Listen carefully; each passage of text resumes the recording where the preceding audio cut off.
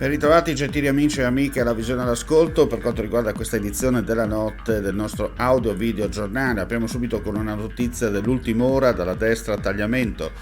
Intorno alle 21 di questa sera una mega rissa tra stranieri, secondo le prime notizie si parla di clan indiani Sinti, nel quartiere delle case popolari di Villanova di Prata di Pordenone. Sempre secondo le prime notizie il bollettino parla di 2 feriti gravi, di cui uno raggiunto da colpi d'arma da fuoco al torace e a una gamba e ricoverato d'urgenza all'ospedale di Udine, trasferito a bordo dell'eli ambulanza. Il secondo invece ha raggiunto autonomamente il pronto soccorso dell'ospedale di Pordenone per lesioni riportate al capo.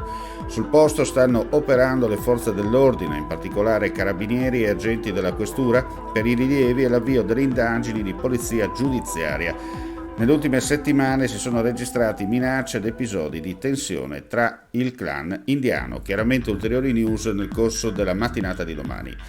Un uomo invece è stato soccorso questa mattina dal personale sanitario a seguito di uno shock anafilattico causato da una puntura di imenottero. È successo a Latisana negli spazi di un'attività produttiva. Dopo la chiamata d'aiuto giunta al numero unico d'emergenza 112, gli operatori della sala operativa di primo livello hanno transitato la telefonata alla struttura operativa regionale emergenza sanitaria.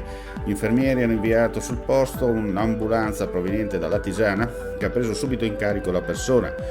Poco dopo l'arrivo dell'equipaggio è sopraggiunto un arresto cardiocircolatorio all'uomo. Grazie alle tempestive manovre di rianimazione cardiopolmonare, il cuore della persona ha ripreso per fortuna a battere, per lui il trasporto d'urgenza all'ospedale di Latisana, dove si trova tuttora ricoverato.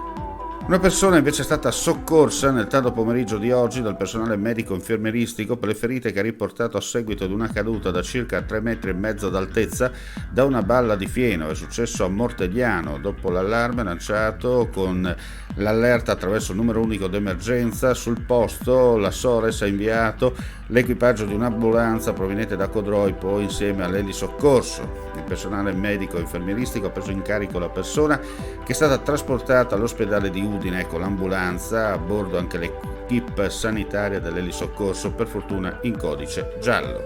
Chiudiamo qui questa breve edizione flash della notte. Ulteriori news come sempre sul nostro sito friulitv.net. Grazie per la visione all'ascolto, non resta che augurare a tutti voi un buon proseguimento di giornata.